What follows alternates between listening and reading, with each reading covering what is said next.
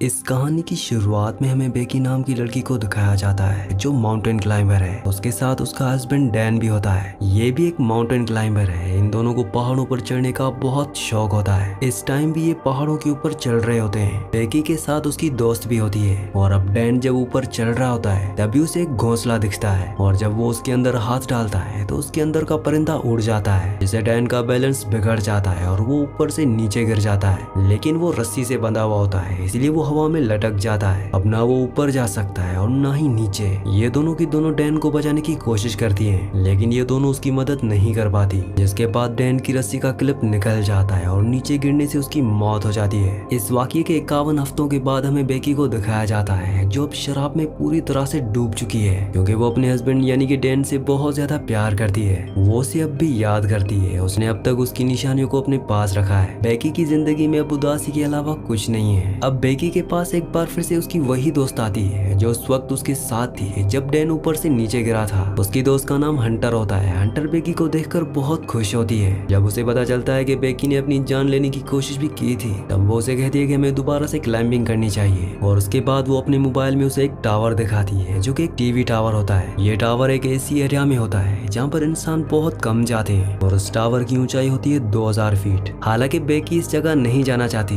लेकिन जब उसकी दोस्त हंटर उसे कहती है कि टावर के ऊपर चढ़ने के बाद तुम डैन की राह को वहां से उड़ा देना, इससे उसकी सोल को सुकून मिलेगा। ये सुनने के बाद बेकी मान जाती है और अब ये दोनों की दोनों उस वीरान जगह पर पहुंच जाती है और वहां पर ये वीडियोस और फोटोज बनाती है। हंटर उन वीडियोस और फोटोज को अपने इंस्टाग्राम पर अपलोड कर रही होती है। अब ये देखती है कि टावर उनके सामने है जो आसमान की गहराइयों के अंदर जा रहा है, क्योंकि इसकी ऊंचाई बहुत ज्यादा है। आज से पहले इन्होंने कभी भी इतनी ऊंचाई तक चढ़ने की कोशिश नहीं की। इन दोनों को डर लग रहा होता है, पर अब ये धीरे धीरे ऊपर चढ़ना शुरू कर देती है। बेकी का डर ज्यादा होता है क्योंकि उसे पता है कि जिस लोहे से ये टावर बना है वो बहुत पुराना है। उसकी आवाज उसे लगातार आ रही होती है और धीरे धीरे वो हंटर के पीछे ऊपर चढ़ रही होती है। अब जब ये आधे टावर तक पहुंच जाते हैं तो उन्हें एहसास होता है कि यहाँ पर हवाएं बहुत तेज हैं। ये हाइट इतनी होती है जितनी कि एफिल टावर की है, मतलब कि पूरे 1000 फीट। अब ये लगातार ऊपर चढ़ना शुरू कर देते हैं। बेकी जब नीचे देखती है तो उसे डर लगना शुरू हो जाता है, क्योंकि उसने पिछले 1 साल से कोई क्लाइंबिंग नहीं की होती।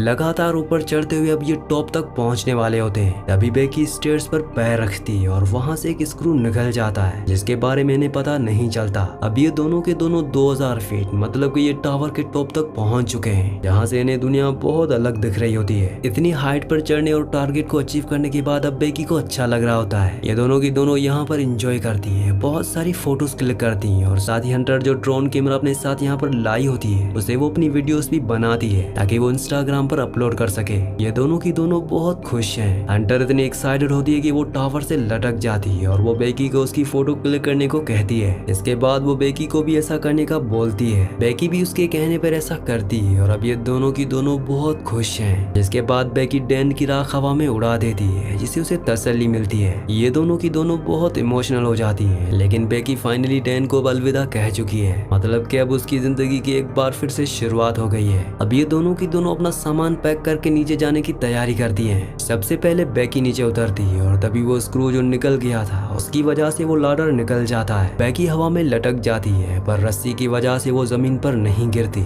जिसके बाद हंटर उसे वापस खींच लेती है। लेकिन बेकी के पास जो बैग था जिसके अंदर इनके खाने पीने की चीजें थी वो नीचे डिश पर अटक जाता है। यहाँ पर पहुँचना नामुमकिन है। ये अपने मोबाइल को भी चेक करती है, लेकिन यहाँ पर इतनी ऊंचाई पर नेटवर्क भी नहीं होता, मतलब कि अब ये दोनों की दोनों 2000 फीट की ऊंचाई पर फंस चुके हैं। यहाँ दूर दूर तक कोई भी नहीं होता, अगर कोई हुआ भी तो इतनी ऊंचाई से इनकी आवाज नहीं सुन सकता। वीडियो में आगे बढ़ने से पहले एक जरूरी अनाउंसमेंट, अगर आप साईफाई, सर्वाइवल और हॉरर मूवीज के शौकीन हैं तो हमारे दूसरे चैनल को सब्सक्राइब कर लीजिए, क्योंकि वहाँ पर हम हॉरर और साईफाई मूवीज अपलोड करते हैं। तो आप सबसे रिक्वेस्ट है कि जल्दी से जाके हमारे दूसरे चैनल को सब्सक्राइब कर लीजिए। चैनल का लिंक नीचे डिस्क्रिप्शन में है। यहाँ टावर के ऊपर एक बॉक्स होता है जिसके अंदर एक फ्लेयर गन और एक दूरबीन होती है, पर दिन में फ्लेयर गन चलाने का कोई फायदा ही नहीं है क्योंकि दिन में फ्लेयर गन को कोई नहीं देखेगा। अब ये जब दूरबीन में देखते हैं तो सामने इन्हें गाड़ी दिखती है, लेकिन वो लोग इतनी ऊंचाई से इन्हें नहीं देख सकते, ना ही इनकी आवाज सुन सकते हैं। हंटर एक बार फिर से अपना मोबाइल देखती है और जो पोस्ट इसने टावर के पेज से की थी वो पोस्ट इंस्टाग्राम पर पोस्ट हो चुकी होती है, जिस पर बहुत सारे लाइक्स और कमेंट्स होते हैं, मतलब कि टावर पर अब नेटवर्क है। और अब हंटर अपने मोबाइल में मदद के लिए एक मैसेज को रिकॉर्ड करती है और उसे इंस्टाग्राम पर पोस्ट कर देती है, जिसके बाद वो अपने मोबाइल को रस्सी से बांधकर दीवार से नीचे लटका देती है ताकि नेटवर्क आए और उसका मैसेज पोस्ट हो जाए। लेकिन बहुत देर तक वेट करने के बाद भी ऐसा नहीं होता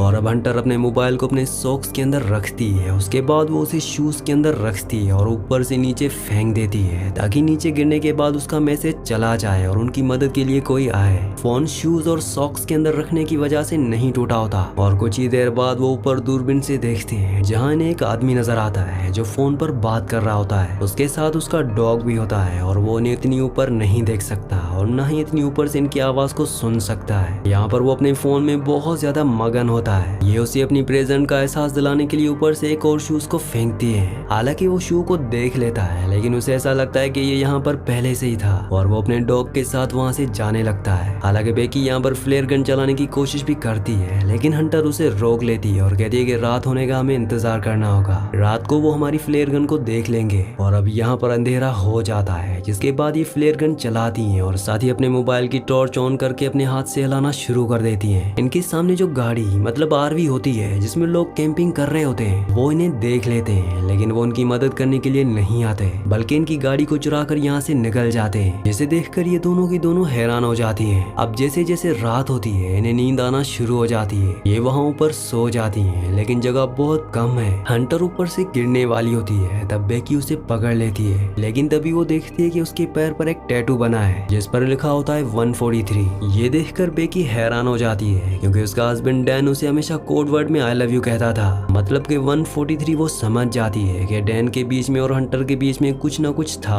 और जब वो हंटर से पूछती है तो वो एक्सेप्ट कर लेती है। वो बेकी से माफी मांगती है लेकिन बेकी अब पूरी तरह से टूट चुकी होती है। बेकी की नजर अब भी उस बैग पर है जो बैग नीचे उस डिश पर लटका हुआ होता है। उसके अंदर ड्रोन और उनके खाने पीने की चीजें हैं। इन्हें किसी भी कीमत पर उस बैग को ऊपर लाना होगा लेकिन वहाँ पर सीढ़ियाँ नहीं होती इसीलिए उस बैग तक पहुँचना इतना आसान नहीं है। पर हंटर जो कि बहुत बहादुर होती है वो रस्सी की मदद से नीचे जाना शुरू करती है पर इससे पहले कि वो डिश तक पहुँचती रस्सी खत्म हो जाती है। हंटर जंप लगाकर डिश तक पहुँच जाती है। अब उसके पास बैग है लेकिन रस्सी बहुत दूर होती है। वो सेल्फी स्टिक की मदद से बैग को रस्सी में अटकाती है और उससे जंप मारकर रस्सी को पकड़ लेती है। पर रस्सी से ऊपर चढ़ना इतना आसान नहीं है क्योंकि इसमें बहुत ताकत लगती है और उसके हाथ जख्मी होते हैं जिस वजह से रस्सी उसे छूट जाती है और वो नीचे गिर जाती है। बेकी जब नीचे देखती है तो अभी भी वो रस्सी से अटकी हुई होती है और वो उसे रस्सी के साथ ऊपर खींच लेता है जिस वजह से उसकी जान बच जाती है। अब इनके पास इनका ड्रोन है जिसे ये मदद मंगवाने के लिए यूज करती हैं। ये एक पेपर पर लिखती हैं कि हमें मदद की जरूरत है, हम टावर के ऊपर अटक चुके हैं और उस पेपर को अपने ड्रोन के साथ फिक्स कर देते हैं और अब ये ड्रोन को उड़ाती हैं। पर तभी इन्हें पता चलता है कि इनके ड्रोन की बैटरी बहुत ज्यादा डाउन है, वो सामने दूर दिख रहे घर तक नहीं पहुंच सकता, इसीलिए इन्हें ड्रोन को वापस बुलाना पड़ता है और एक बार फिर से रात हो जाती है। रात को जब बेकी सोती है तो ऊपर देखती है कि टावर के टॉप पर एक लाइट जल रही है, मतलब कि वहाँ पर पावर है। वो बड़ी मुश्किल से ऊपर चढ़ती है और ड्रोन के चार्जर से उसे चार्ज करना शुरू कर देती है। जब तक ड्रोन चार्ज नहीं होता उसे वहाँ पर लटक कर रहना पड़ता है। अब ड्रोन जब पूरी तरह से चार्ज हो जाता है तो बेकी नीचे उतर जाती है, जिसके बाद ये ड्रोन पर वही चिट्ठी लगा देते हैं जिस पर इन्होंने लिखा होता है कि हमें मदद की जरूरत है और इसे उस घर की तरफ भेजती है जो सामने दिख रहा होता है। पर इससे पहले कि वो घर तक पहुंचता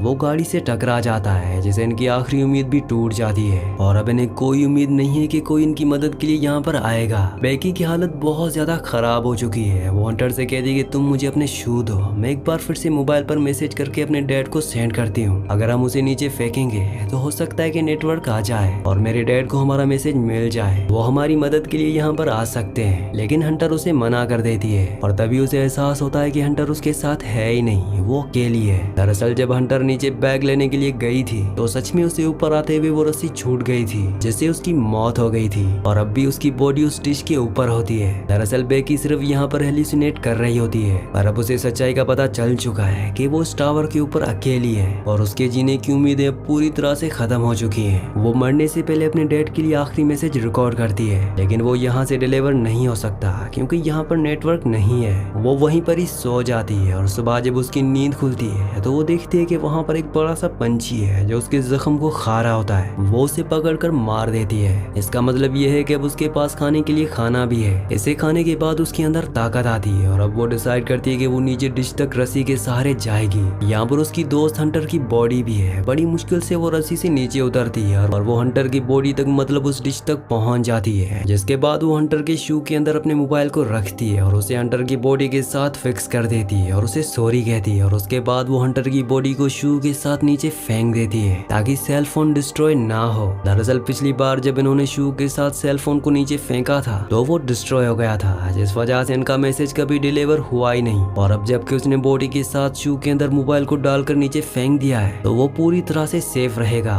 दरअसल टावर के ऊपर नेटवर्क ना होने का मतलब ये भी होता है कि यहाँ पर उसके अपने इतने सिग्नल्स होते हैं कि वो दूसरे सभी अलग सिग्नल्स को ब्लॉक कर रहा होता है। एक बार फिर से रात हो जाती है और बेकी के डैड यहाँ पर आ जाते हैं। वो देखता है कि टावर के आसपास बहुत सारी भीड़ है और वहाँ पर बेकी की डेड बॉडी भी है जिसे पुलिस ले जा रही है। ये देखकर वो पूरी तरह से टूट जाते हैं क्योंकि वो अपनी बेटी से बहुत प्यार करते हैं। पर तभी वो देखते हैं कि पीछे बेकी खड़ी है जो कि पूरी तरह से ठीक है। उसके साथ डॉक्टर्स भी होते हैं। वो बेकी को अपने गले से लगा लेते हैं और इस तरह से बेकी की जान बच जाती है। वैसे इस कहानी से आपको सीखने को क्या मिला मुझे नीचे कमेंट्स में जरूर बताना। इसी के साथ इस मूवी का इस कहानी का एंड हो जाता है। अगर आपने हमारे चैनल को सब्सक्राइब नहीं किया तो चैनल को सब्सक्राइब कर लें और वीडियो को लाइक करना मत भूलिए।